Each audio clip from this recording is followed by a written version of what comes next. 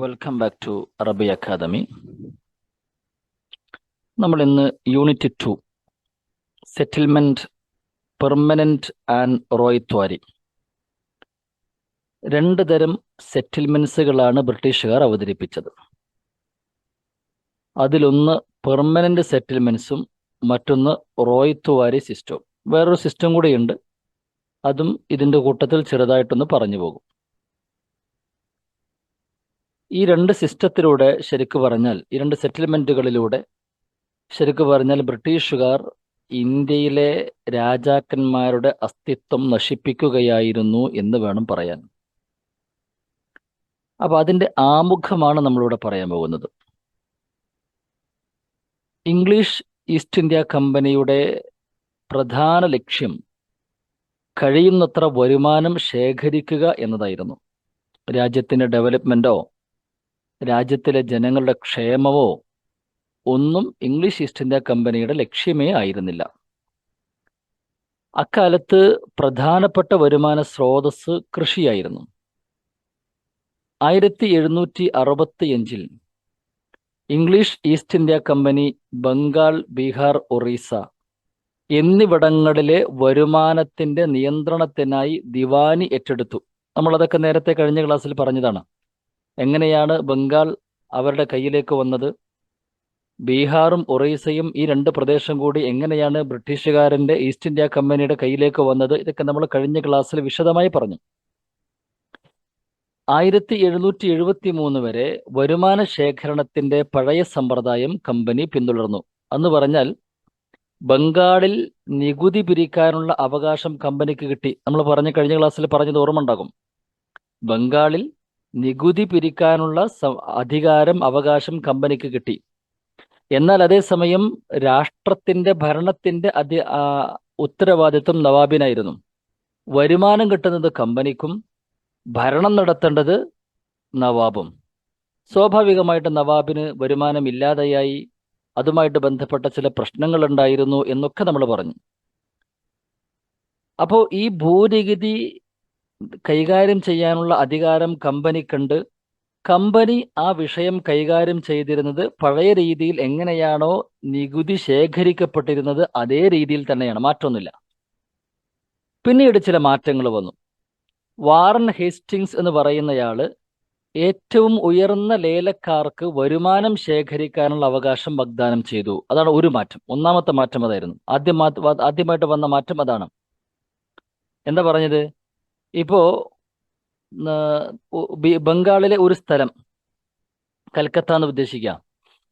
കൽക്കത്തയിൽ അദ്ദേഹം പറഞ്ഞു, സ്വാഭാവികമായിട്ട് വരുമാനം നികുതി ശേഖരിക്കുമ്പോൾ കർഷകന്റെ കയ്യിൽ നിന്ന് ഒരു 10 പണം നികുതി വാങ്ങിക്കുന്നുണ്ടെങ്കിൽ അതിൽ 3 പണം നികുതി വാങ്ങിക്കുന്നവനായിരിക്കും, ബാക്കി 7 പണമാണ് ഈസ്റ്റ് ഇന്ത്യ കമ്പനിക്ക് കൊടുക്കേണ്ടത്. അങ്ങനെ ഉണ്ടാവുക. വാറൻ ഹേസ്റ്റിംഗ് എന്ന് പറഞ്ഞു, ലേലം ചെയ്തു. അഥവാ കമ്പനിക്ക് ഏറ്റവും കൂടുതൽ പണം കൊടുക്കുന്നവർ ആരാണോ അവർക്ക് നികുതി പിരിക്കാനുള്ള അവകാശം കൊടുത്തു. അപ്പോൾ ഒരാൾ വന്നിട്ട് പറയാണ്, ഞാൻ കമ്പനിക്ക് 8 പണം തരാം എന്ന് പറഞ്ഞാൽ, വേറൊരാൾ ഞാൻ കമ്പനിക്ക് 7 പണം തരാം, 10-ൽ 7 പണം തരാം എന്ന് പറഞ്ഞാൽ, സ്വാഭാവികമായിട്ട് 8 പണം തരുന്നവന് നികുതി പിരിക്കാനുള്ള അവകാശം കൊടുക്കും. ഈ ഒരു രീതി ആണ് വാറൻ ഹേസ്റ്റിങ്സ് ഉണ്ടാക്കിയത്. എന്നാൽ അദ്ദേഹത്തിൻ്റെ പരീക്ഷണം പരാജയപ്പെട്ടു. വല്ലാതെ ആൾക്കാർ മുന്നോട്ട് വന്നില്ല. അപ്പോൾ ഒന്നാമത്തെ പരീക്ഷണം അതായിരുന്നു, അത് പരാജയപ്പെട്ടു. ഈ ഘട്ടത്തിലാണ് ഭൂനികുതി സ്ഥിരമായൊരു തുകയായി നിശ്ചയിക്കുക എന്ന ആശയം ഉയർന്നു വന്നത്. അഥവാ ഒരു ആൾക്ക് 1 ഏക്കർ ഭൂമിയുണ്ടെങ്കിൽ അതിന് 1000 രൂപ കൊടുക്കുക എന്ന് സ്ഥിരമായി. അവിടെ വിളവെടുത്താലും വേണ്ടില്ല, വിളവെടുത്തിട്ടില്ലെങ്കിലും വേണ്ടില്ല, അവിടെ വിളവ് കുറഞ്ഞാലും വേണ്ടില്ല, കൂടിയാലും വേണ്ടില്ല, സ്ഥിരമായിട്ടുള്ള ഒരു നികുതിയായിട്ട് നിശ്ചയിക്കുക എന്ന ആശയം ഉയർന്നു വന്നത് ഈ ഘട്ടത്തിലാണ്. അപ്പോൾ അതുകൊണ്ടാണ് നമ്മൾ അത്തരം ചില സംഗതികളെ പറ്റി പറയാൻ പോകുന്നത്. അതിന് ആമുഖം പറഞ്ഞു എന്ന് മാത്രമേ ഉള്ളൂ. അതിൽ വാറൻ ഹേസ്റ്റിംഗ് അവരുടെ 2 രീതികളെ പറ്റി ജസ്റ്റ് നമ്മളൊന്ന് മനസ്സിലാക്കി വെക്കണം. ഓക്കെ, ലാൻഡ് റവന്യൂ പോളിസി, അതായത് ഭൂനികുതി പോളിസി. ഇന്ത്യ മുഴുവൻ കീഴടക്കുന്നതിനും ഇന്ത്യയിലെ അവരുടെ ഭരണം ഏകീകരിക്കുന്നതിനുമുള്ള ചെലവ് വഹിക്കാൻ കമ്പനിക്ക് വരുമാനം ആവശ്യമാണ്. ഇന്ത്യ കീഴടക്കണമെങ്കിൽ സൈനിക പ്രവർത്തനം നടത്തണം. സ്വാഭാവികമായി സൈന്യത്തെ ഇവിടെ നിയമിക്കണം. അവർക്കുള്ള ശമ്പളം കൊടുക്കണം. അവർക്ക് താമസിക്കാനുള്ള സൗകര്യം ചെയ്തു കൊടുക്കണം. അവർക്ക് ഭക്ഷണം കൊടുക്കണം. അങ്ങനെ ധാരാളം ചെലവുണ്ട്. അപ്പൊ ഇന്ത്യ കീഴടക്കണമെങ്കിലും മാത്രമല്ല കമ്പനിയുടെ ഭരണം ഏകീകരിക്കണമെങ്കിലുമുള്ള ചെലവ് ഇന്ത്യക്കാർ വഹിക്കൂല. അപ്പോൾ അവർക്ക് ഇന്ത്യയിൽ നിന്ന് അതിനുള്ള ചെലവ് വഹിക്കാനുള്ള വരുമാനം ലഭിക്കൽ ആവശ്യമാണ്. ആയിരക്കണക്കിന് ഇംഗ്ലീഷുകാരെ ഭരണപരവും സൈനികവുമായ ഉയർന്ന സ്ഥാനങ്ങളിൽ നിയമിക്കുന്നതിന് അവർക്ക് ശമ്പളം കൊടുക്കേണ്ടി വന്നു. അതിന് പൈസ വേണം. ഈ ലക്ഷ്യങ്ങൾ നിറവേറ്റാൻ അവർ പൂർണ്ണമായും ഇന്ത്യയിൽ നിന്ന് കിട്ടുന്ന വരുമാനത്തെ ആശ്രയിച്ചു. സാമ്പത്തികവും ഭരണപരവുമായ ചെലവുകൾ നിർവഹിക്കുന്നതിന് വേണ്ടി അവർ ഇന്ത്യൻ ഗ്രാമങ്ങളിലേക്കും വിദൂരമായ ഇന്ത്യയുടെ പ്രദേശങ്ങളിലേക്കും പൂർണ്ണമായും അധിനിവേശം നടത്തി. അതുണ്ടായത്. വരുമാനം കിട്ടണമെന്നുണ്ടെങ്കിൽ പുതിയ പുതിയ ഗ്രാമങ്ങളിലേക്ക് അവർ അധിനിവേശം നടത്തി, അവിടെ അധികാരം സ്ഥാപിച്ചു. എന്നിട്ട് അവിടുത്തെ വരുമാനം എടുക്കാൻ തുടങ്ങി. അവർ ഇന്ത്യൻ കർഷകരിൽ നിന്ന് വരുമാനം ശേഖരിച്ചു. ഭരണ സംവിധാനത്തിലും നീതിന്യായ വ്യവസ്ഥയിലുമുള്ള പ്രധാന മാറ്റങ്ങളെല്ലാം ഭൂനികുതി പിരിവിലായിരുന്നു. ഭരണ സംവിധാനത്തിന് വേറെ മാറ്റങ്ങളൊന്നുമില്ല എന്ന് പറഞ്ഞാൽ രാജ്യത്ത് എന്തെങ്കിലും ഡെവലപ്മെന്റ് നടപ്പിലാക്കുക, അങ്ങനൊന്നുമില്ല. നീതിന്യായ വ്യവസ്ഥയിൽ എന്ന് പറഞ്ഞാൽ കോടതിയുടെ വ്യവസ്ഥയിൽ ബ്രിട്ടീഷുകാർക്ക് അനുകൂലമായിട്ട് വിധി പ്രഖ്യാപിക്കുന്നു, ഇന്ത്യക്കാർക്ക് പ്രതികൂലമായിട്ട് വിധി പ്രഖ്യാപിക്കുന്നു. അതിൽ മാറ്റമൊന്നുമില്ല. എല്ലാവർക്കും ഒരേപോലെ നീതിന്യായം പ്രഖ്യാപിക്കുക എന്ന് പറഞ്ഞത് മാറ്റമൊന്നുമില്ല. പക്ഷെ മാറ്റങ്ങളെല്ലാം നടക്കുന്നത് ഭൂനികുതി പിരിവിലായിരുന്നു. അതായത് അതിന് വേണ്ടിയിട്ടുള്ള മാറ്റങ്ങൾ മാത്രമേ നടന്നിട്ടുള്ളൂ. മനസ്സിലായില്ലേ? അപ്പോ എന്തുകൊണ്ടാണ് ലാൻഡ് റവന്യൂ പോളിസിയിലേക്ക് ഇവർ വന്നത് എന്ന് പറഞ്ഞാൽ ഇവർക്ക് ഇന്ത്യ മുഴുവൻ കീഴടക്കണമെങ്കിൽ സൈനിക പ്രവർത്തനങ്ങൾ നടത്തേണ്ടി വന്നു. അപ്പോ ആയിരക്കണക്കിന് ഇംഗ്ലീഷുകാരെ ഭരണപരവും സൈനികവുമായി ഉയർന്ന സ്ഥാനങ്ങൾ നിയമിക്കേണ്ടി വന്നു. അവർക്ക് ശമ്പളമായ പണം കൊടുക്കേണ്ടി വന്നു. ഈ പണം അവർക്ക് കണ്ടെത്തണം. മറ്റു ഭരണപരമായ കാര്യങ്ങൾ നിർവഹിക്കുന്നതിന് വേണ്ടി ഒരുപാട് ചെലവുകൾ വന്നു. ഇതിന്റെ പണം അവർ കണ്ടെത്തണം. ഈ പണം കണ്ടെത്താൻ വേണ്ടിയിട്ടാണ് ആ പണം കണ്ടെത്താൻ അവർ ഇന്ത്യയിൽ വരുമാനമാണ് ഉപയോഗിച്ചത്. ഇതൊരു ആമുഖമായിട്ട് പറഞ്ഞു എന്നേ മാത്രമേ ഉള്ളൂ. ഇവിടെ നമുക്ക് പ്രത്യേകിച്ചൊന്നും നമുക്ക് മനസ്സിലാക്കാൻ മാത്രമേ ഉള്ളൂ. കാര്യങ്ങൾ ജസ്റ്റ് മനസ്സിലാക്കിയാൽ മാത്രം മതി, വേറെ ഒന്നുമില്ല അവിടെ. ഇനിയാണ് നമ്മൾ പറയുന്നത് ഈ കാര്യം, സ്ഥിരം സെറ്റിൽമെന്റ്, പെർമനന്റ് സെറ്റിൽമെന്റ്. നമ്മൾ രണ്ട് സെറ്റിൽമെന്റിനെ പറ്റിയാണ് പറഞ്ഞത്. പെർമനന്റ് സെറ്റിൽമെന്റ് അല്ലെങ്കിൽ ജമീന്ദാരി സമ്പ്രദായം നടപ്പിലാക്കിയ വർഷം 1793. വർഷം ഇമ്പോർട്ടന്റ് ആണ്. ഞാൻ പറയുന്ന വർഷങ്ങളൊക്കെ ഇമ്പോർട്ടന്റ് ആട്ടോ. അപ്പോ പെർമനന്റ് സെറ്റിൽമെന്റ് അല്ലെങ്കിൽ സ്ഥിരം സെറ്റിൽമെന്റ് അല്ലെങ്കിൽ ജമീന്ദാരി സമ്പ്രദായം, ജമീന്ദാരി സിസ്റ്റം 1793 നടപ്പിലാക്കുന്നത്. ഇത് വളരെ ഇമ്പോർട്ടന്റ് ആണ്. എന്താണ് പെർമനന്റ് സെറ്റിൽമെന്റ് അല്ലെങ്കിൽ എന്താണ് ജമീന്ദാരി സിസ്റ്റം? നോക്കുക. 1793 കോൺവാലിസ് പ്രഭുവാണ് ബംഗാളിലും ബീഹാറിലും പെർമനന്റ് സെറ്റിൽമെന്റ് അവതരിപ്പിച്ചത്. രണ്ട് സംസ്ഥാനങ്ങളിലാണ് ബംഗാൾ, ബീഹാർ. വേറെ ചില സംസ്ഥാനങ്ങളിൽ വേറെ ഒരു സിസ്റ്റമാണ് ഉണ്ടായിരുന്നത്. അതുകൊണ്ടാണ് ഇത് പ്രത്യേകം പറയുന്നത്. അപ്പൊ ഇത് വളരെ ഇമ്പോർട്ടന്റാ. ആരാണ് അവതരിപ്പിച്ചത്? കോൺവാലിസ് പ്രഭു. എവിടെ? ബംഗാൾ, ബീഹാർ. ഏത് വർഷം? 1793. ഇത് മൂന്നും ഇമ്പോർട്ടന്റ് ആയിട്ട് നോട്ട് ചെയ്ത് വെക്കണം. ഇതിന് രണ്ട് സവിശേഷതകൾ ഉണ്ടായിരുന്നു. അടുത്ത പോയിന്റ്, ഇതിന് രണ്ട് സവിശേഷതകൾ ഉണ്ടായിരുന്നു. അതിലൊന്നാമത്തെ സവിശേഷത, ജമീന്ദാർമാരും റവന്യൂ കളക്ടർമാരും, അവിടെ ഉണ്ടായിരുന്ന ജമീന്ദാർമാരും റവന്യൂ കളക്ടർമാരും, നികുതി പിരിക്കുന്നവരും ഭൂവുടമകളായി പരിവർത്തനം ചെയ്യപ്പെട്ടു. അവർ ഭൂമിയുടെ ഉടമകരായി പരിവർത്തനം ചെയ്യപ്പെട്ടു. ഇപ്പോ ഒരു സ്ഥലത്തെ ഒരു 10 ഏക്കർ ഭൂമിയിലെ നികുതി പിരിക്കാൻ ഒരാളെ ഏൽപ്പിച്ചിട്ടുണ്ടെങ്കിൽ ആ 10 ഏക്കർ ഭൂമിയുടെ ഉടമസ്ഥന്മാരായിട്ട് ഇവർ മാറി. കുറച്ച് കഴിഞ്ഞിട്ടാണ് ആവുക. മനസ്സിലായില്ലേ? ഈ ജമീന്ദാർമാരോ അല്ലെങ്കിൽ ഈ റവന്യൂ കളക്ടർമാരോ ആയിരിക്കും പിന്നെ ആ 10 ഏക്കർ ഭൂമിയുടെ ഉടമകൾ. അപ്പോൾ ഈ ഒന്നാമത്തെ സവിശേഷത, ഈ സിസ്റ്റം പ്രകാരം ജമീന്ദാർമാരും റവന്യൂ കളക്ടർമാരും ഭൂവുടമകളായി പരിവർത്തനം ചെയ്യപ്പെട്ടു. അപ്പൊ എന്താ ഉണ്ടാവുക? കർഷകരിൽ നിന്ന് ഭൂനികുതി ശേഖരിക്കുന്നതില് സർക്കാരിന്റെ ഏജന്റുമാരായിരുന്നു അവർ എന്ന് വേണമെങ്കിൽ പറയാം. മുഴുവൻ ഭൂമിയുടെയും ഉടമസ്ഥരായി അവരെ കണക്കാക്കി. ഇപ്പൊ ഒരു 10 ഏക്കർ ഭൂമിയുടെ ഭൂനികുതിയാണ് പിരിക്കേണ്ടതുണ്ടെന്നുണ്ടെങ്കിൽ ആ 10 ഏക്കർ ഭൂമിയുടെ ഉടമസ്ഥരായി അവരെ കണക്കാക്കി. അവരെ ഉടമസ്ഥരായി കണക്കാക്കി എന്ന് മാത്രമല്ല, അതിന് വേറെയും ചില മാറ്റങ്ങൾ ഉണ്ടായിരുന്നു. അവരുടെ ഉടമസ്ഥാവകാശ പാരമ്പര്യം കൈമാറ്റം ചെയ്യാവുന്നതുമാക്കി. ഉടമസ്ഥാവകാശം പാരമ്പര്യവും കൈമാറ്റം ചെയ്യാവുന്നതുമാക്കി മാറ്റി. എന്ന് പറഞ്ഞാൽ ഈ ഭൂവുടമയുടെ ഉടമ മരിച്ചാൽ അദ്ദേഹത്തിന്റെ മകനാകും പിന്നെ ഭൂവുടമയായിട്ട് മാറുക. അതാണ് പാരമ്പര്യമായിട്ട് മാറ്റി എന്ന് പറയുന്നത്. ഈ ഭൂവുടമക്ക് വേണമെങ്കിൽ ഈ സ്ഥലം വിൽക്കാവുന്നതുമാണ്, കൈമാറ്റം ചെയ്യാവുന്നതുമാണ്. കണ്ടോ? അപ്പോ ഇയാൾ ശരിക്കും ഭൂമിയുടെ ഉടമയായിട്ട് മാറി. അപ്പോൾ ഇതായിരുന്നു ഒന്നാമത്തെ സവിശേഷത. അപ്പൊ അതിൽ വന്ന മാറ്റങ്ങൾ നമ്മൾ ശ്രദ്ധിക്കണം. 2, കർഷകരിൽ നിന്ന് ലഭിക്കുന്ന വാടകയുടെ 11/10 ഭാഗം രാജ്യത്തിന് നൽകുകയും 1 ഭാഗം മാത്രം തങ്ങൾക്ക് എടുക്കുകയും ചെയ്യാം. കേട്ടോ? രാജ്യം എന്ന് പറഞ്ഞാൽ കമ്പനിക്ക് നൽകണം. കേട്ടോ? വേറെ ആർക്കും അല്ല നൽകാനുള്ളത്, കമ്പനിക്ക് കൊടുക്കണം. കർഷകരിൽ നിന്ന് ലഭിക്കുന്ന വാടകയുടെ 11/10 ഭാഗം കമ്പനിക്ക് നൽകുകയും 11/1 ഭാഗം മാത്രം തങ്ങൾക്കായിട്ട് സൂക്ഷിക്കുകയും ചെയ്യാം. ഇതാണ് പെർമനന്റ് സെറ്റിൽമെന്റ് എന്ന് പറഞ്ഞാൽ.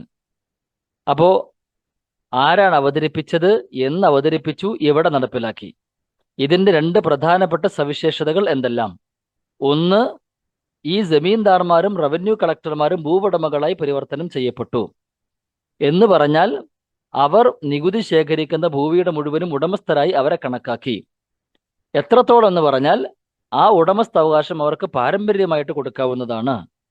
ആ ഉടമസ്ഥാവകാശ പ്രകാരം അവർക്ക് വസ്തു വിൽക്കുകയോ വാങ്ങുകയോ ചെയ്യാവുന്നതാണ്. രണ്ടാമത്തെ സവിശേഷത, കർഷകരിൽ നിന്ന് ലഭിക്കുന്ന വാടകയുടെ 11/10 ഭാഗവും കമ്പനിക്ക് കൊടുക്കുകയും 11/1 ഭാഗം മാത്രം തങ്ങൾക്കായിട്ട് മാറ്റുകയും ചെയ്യാം. ഇതാണ് പെർമനന്റ് സെറ്റിൽമെന്റ്. മനസ്സിലായല്ലോ? വളരെ ഇമ്പോർട്ടൻ്റ് ആയ ഒരു ഭാഗമാണ്. എല്ലാ പരീക്ഷയ്ക്ക് ചോദിക്കാൻ സാധ്യതയുള്ള വളരെ പ്രധാനപ്പെട്ട ഭാഗമാണ്. ഇത് നടപ്പിലാക്കിയപ്പോൾ കർഷകരുടെ അവസ്ഥ എന്താണ് എന്നാ പറയാൻ പോണത്. കൃഷിക്കാർ വെറും കുടിയാന്മാരുടെ താഴ്ന്ന നിലയിലേക്ക് ചുരുങ്ങി. സ്വാഭാവികമാണ്. ഭൂമിയുടെ ഉടമസ്ഥാവകാശം ഈ പറയപ്പെട്ട ഭൂനികുതി പിരിക്കുന്നവർക്കാണ്. അപ്പൊ പിന്നെ കർഷകരെന്തായിട്ട് മാറും? കുടിയാന്മാരായിട്ട് മാറും. അവർക്ക് അവകാശങ്ങളൊന്നുമില്ല. മണ്ണിന്റെ മേലുള്ള ദീർഘകാല അവകാശങ്ങളും മറ്റ് പരമ്പരാഗത അവകാശങ്ങളും അവർക്ക് നിഷേധിക്കപ്പെട്ടു. ശരിയല്ലേ? അവർക്ക് ഈ ഭൂമിയിൽ അവകാശങ്ങളൊന്നുമില്ല. അവരുടെ ഭൂമിയാണെങ്കിൽ പോലും അവരുടെ മക്കൾക്ക് ഇതിൽ അവകാശമുണ്ടോ? ഇല്ല. അവർക്ക് ഇത് ഭൂമി വിൽക്കാനോ വാങ്ങാനോ പറ്റുമോ? ഇല്ല. അവരുടെ എല്ലാ അവകാശങ്ങളും അവർക്ക് നിഷേധിക്കപ്പെട്ടു എന്നുള്ളതാണ് കർഷകരുടെ രണ്ടാമത്തെ അവസ്ഥ. ഭൂനികുതി വളരെ ഉയർന്നതായിരുന്നു. ഭൂനികുതി നിരക്ക് വളരെ ഉയർന്നതാണ്. അതും കർഷകർക്ക് അവർക്ക് മുന്നോട്ട് പോകാൻ വല്ലാത്ത പ്രയാസമായി. ജോൺ ഷോർ എന്ന് പറയുന്നയാളാണ് ഈ പെർമനന്റ് സെറ്റിൽമെന്റ് ആസൂത്രണം ചെയ്തത്. John Shore. പിന്നീട് ഗവർണർ ജനറൽ ആയിരുന്ന കോൺവാലിസ് അത് നടപ്പിലാക്കുകയും ചെയ്തു. ഈ സ്ഥിരമായ സെറ്റിൽമെന്റ് ലാൻഡ് റവന്യൂ വഴി വരുമാനം വർദ്ധിപ്പിക്കാൻ കമ്പനിക്ക് സാധിച്ചു. ഇത് നടപ്പിലാക്കിയത് ആദ്യം ബീഹാറിലും ബീഹാറിലും ബംഗാളിലുമാണ്. പിന്നീട് ഇത് ഒറീസ, മദ്രാസിന്റെ വടക്കൻ ജില്ലകൾ, വാരാണസി ജില്ല എന്നിവിടങ്ങളിലേക്ക് വ്യാപിപ്പിച്ചു. ചുരുക്കി പറഞ്ഞാൽ കൃഷിക്കാരുടെ അവസ്ഥ എന്ന് പറഞ്ഞാൽ വളരെ പരിതാപകരമാണ്. അവർക്ക് ഭൂമിയുടെ മേലുണ്ടായിരുന്ന എല്ലാ അവകാശങ്ങളും നിഷേധിക്കപ്പെട്ടു. അവരുടെ പരമ്പരാഗത അവകാശങ്ങൾ നിഷേധിക്കപ്പെട്ടു. ഭൂനികുതി നിരക്ക് വളരെ ഉയർന്നതായിരുന്നു. സ്വാഭാവികമായിട്ടും അവർക്ക് വളരെ ദാരിദ്ര്യത്തിന്റെ അവസ്ഥയിലേക്ക് അവർ മാറി. ഈ സെറ്റിൽമെന്റ്, പെർമനന്റ് സെറ്റിൽമെന്റ് ആസൂത്രണം ചെയ്തത് ആരാണ്? John Shore. നടപ്പിലാക്കിയത് കോൺവാലിസ് പ്രഭു. ഇതുവഴി ഇവർക്ക് ധാരാളം വരുമാനം കിട്ടി. ഇത് എവിടേക്കെല്ലാം വ്യാപിപ്പിച്ചു? ഇത് പിന്നെ ഒറീസയിലേക്ക്, മദ്രാസിന്റെ വടക്കൻ ജില്ലകൾ, മദ്രാസ് എന്ന് പറഞ്ഞാൽ നമ്മൾ തമിഴ്നാടിന്റെ മദ്രാസിന് കേട്ടോ, ആ മദ്രാസിന്റെ വടക്കൻ ജില്ല എന്ന് പറഞ്ഞാൽ കർണാടക ഭാഗത്താണ്, വാരാണസി ജില്ല, ഇവിടങ്ങളിലേക്ക് വ്യാപിപ്പിച്ചു. അപ്പോൾ ഒരു സിസ്റ്റം കഴിഞ്ഞു. 2, റോയ്ത്വാരി സംവിധാനം, റോയ്ത്വാരി സിസ്റ്റം. 18-ാം നൂറ്റാണ്ടിന്റെ അവസാനത്തിൽ ആരംഭിച്ച ഈ ഭൂനികുതി സമ്പ്രദായം തെക്ക് പടിഞ്ഞാറൻ ഇന്ത്യൻ പ്രദേശങ്ങളിൽ ഭൂപരിപാലനത്തിന്റെ പുതിയ പ്രശ്നങ്ങൾ കൊണ്ടുവന്നു. ഇവരിപ്പോ വടക്ക് ഭാഗത്താണ്, ബംഗാളിൽ ബീഹാറിലൊക്കെയാണല്ലോ അത് അവതരിപ്പിച്ചത്. ഈ ഭൂനികുതി സമ്പ്രദായം അവര് തെക്ക് ഭാഗത്തേക്ക്, തെക്ക് പടിഞ്ഞാറൻ ഇന്ത്യൻ പ്രദേശങ്ങളിലേക്ക് കൊണ്ടുവന്നു. അപ്പൊ അവിടെ ഭൂപരിപാലനവുമായിട്ട് ബന്ധപ്പെട്ട പുതിയ പ്രശ്നങ്ങൾ ഉണ്ടായി. മറ്റോടത്ത് സുഖമായിട്ട് നടന്നു അത്, പക്ഷെ ഇവിടെ വേറെ ചില പ്രശ്നങ്ങൾ ഉണ്ടായി. ഈ തെക്ക് പടിഞ്ഞാറൻ ഇന്ത്യൻ പ്രദേശം എന്ന് പറഞ്ഞാൽ കർണാടക, തമിഴ്നാട്, മദ്രാസ് ഈ പ്രദേശങ്ങളാട്ടോ പറയുന്നത്. ഈ ഇവിടെ പ്രശ്നങ്ങൾ ഉണ്ടാവാനുള്ള കാരണം എന്താണെന്നറിയോ? ഈ പ്രദേശങ്ങളിൽ ഭൂനികുതി തീർപ്പാക്കാൻ കഴിയുന്ന വലിയ എസ്റ്റേറ്റുകളുള്ള ജമീന്ദാർമാർ ഉണ്ടായിരുന്നില്ല. വടക്ക് ഭാഗത്ത് ബംഗാളിലും ബീഹാറിലും എന്നൊക്കെ പറഞ്ഞാല് ഒരുപാട് ഭൂമി കൈവശം വെച്ചുകൊണ്ടിരുന്ന ഒരുപാട് ജമീന്ദാർമാരുണ്ടായിരുന്നു, വലിയ എസ്റ്റേറ്റുകളിലെ ജമീന്ദാർമാരുണ്ടായിരുന്നു. അപ്പോ അവര് ആ നാട്ടിലെ വലിയ പ്രമാണിമാരാണ്. അവര് പറഞ്ഞ ബാക്കിയുള്ളവർ കേൾക്കും. അപ്പൊ ബ്രിട്ടീഷുകാരെന്താക്കി? അവരെ ഭൂവുടമകളാക്കി മാറ്റി. അപ്പൊ പിന്നെ വേറെ പ്രശ്നങ്ങളൊന്നുമില്ല. അങ്ങനെ ഒരു സിസ്റ്റം, അങ്ങനെ ഒരു സംവിധാനം, അങ്ങനെയുള്ളൊരു ജമീന്ദാർമാർ തെക്ക് പടിഞ്ഞാറൻ ഇന്ത്യൻ പ്രദേശങ്ങളിൽ ഉണ്ടായിരുന്നില്ല. ഈ സംസ്ഥാനങ്ങളിൽ അതുകൊണ്ട് തന്നെ ജമീന്ദാരി സമ്പ്രദായം, പെർമനന്റ് സെറ്റിൽമെന്റ് പരാജയപ്പെട്ടു 1820. അപ്പൊ അത് പരാജയപ്പെട്ടു. ആ പെർമനന്റ് സെറ്റിൽമെന്റ് എന്നത് ഈ തെക്ക് ഭാഗത്ത് പരാജയപ്പെട്ടു. അങ്ങനെ 1820 റീഡിന്റെയും മൺട്രോയുടെയും നേതൃത്വത്തിൽ, നോട്ട് ചെയ്ത് വെക്കണം, ഈ കൊല്ലം വളരെ ഇമ്പോർട്ടൻ്റ് ആണ്, നിരവധി മദ്രാസ് ഉദ്യോഗസ്ഥർ പുതിയ ഒരു സെറ്റിൽമെന്റ് സമ്പ്രദായം ശുപാർശ ചെയ്തു. അത് കൃഷിക്കാരുമായി നേരിട്ട് ബന്ധപ്പെട്ടതായിരുന്നു. ആ സമ്പ്രദായത്തിന്റെ പേരാണ് റയോത്വാരി സമ്പ്രദായം എന്ന് പറയുന്നത്. റോയ്ത്വാരി അല്ലെങ്കിൽ റയോത്വാരി സമ്പ്രദായം എന്ന് പറയുന്നത് അതാണ്. ഈ സമ്പ്രദായ പ്രകാരം കൃഷിക്കാരനാണ് ഭൂനികുതി അടക്കുന്നത് എന്ന കാരണത്താൽ ഈ ഭൂമിയുടെ ഉടമ കൃഷിക്കാരനായിരുന്നു. കണ്ടോ?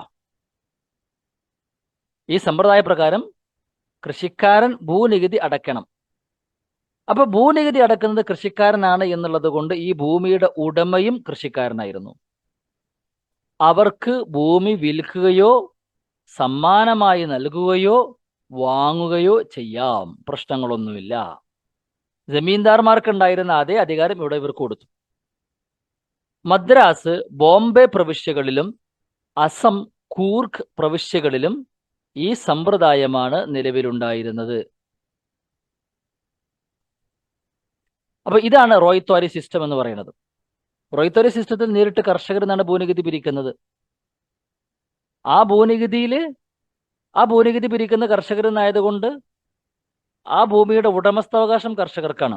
സ്വാഭാവികമായിട്ട് ആ ഭൂമി വിൽക്കാനും വാങ്ങാനും ഗിഫ്റ്റ് കൊടുക്കാനുമുള്ള അധികാരം കർഷകർക്കുണ്ടായിരുന്നു. ഇത് ഏതെല്ലാം പ്രവിശ്യകളിലാണ് ഉണ്ടായിരുന്നത്? മദ്രാസ്, ബോംബെ, അസം, കുർഗ് എന്ന് പറയുന്ന പ്രവിശ്യകളിൽ തെക്ക് ഭാഗത്താണ് ഇതൊക്കെ. റയോത്വാരി സമ്പ്രദായത്തിന് കീഴിൽ കർഷകരിൽ നിന്ന് സർക്കാർ നേരിട്ട് നികുതി പിരിച്ചു. ഈ നികുതിയുടെ നിരക്ക് നോക്കിക്കോളൂ. ഡ്രൈ ഏരിയയിൽ, അത് വരണ്ട ഭൂമിയിൽ, ഡ്രൈ ലാൻഡിൽ 50%, തണ്ണീർത്തടം അഥവാ പാടം ഭൂമിയിൽ 60% നിരക്ക്. പാടത്തിൽ നിന്ന് കിട്ടുന്ന വരുമാനത്തിന്റെ 60% കമ്പനിക്ക് കൊടുക്കണം, 40% ഇവർക്ക് എടുക്കാം. ഈ നിരക്കുകൾ വളരെ ഉയർന്നതായിരുന്നു അല്ലേ?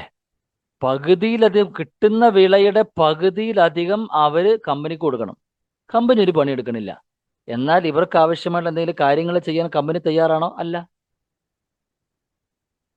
ഈ രാജ്യത്തെ എത്രത്തോളമാണ് ബ്രിട്ടീഷുകാർ ചൂഷണം ചെയ്തത് എന്നതിന്റെ അടയാളമാണത്.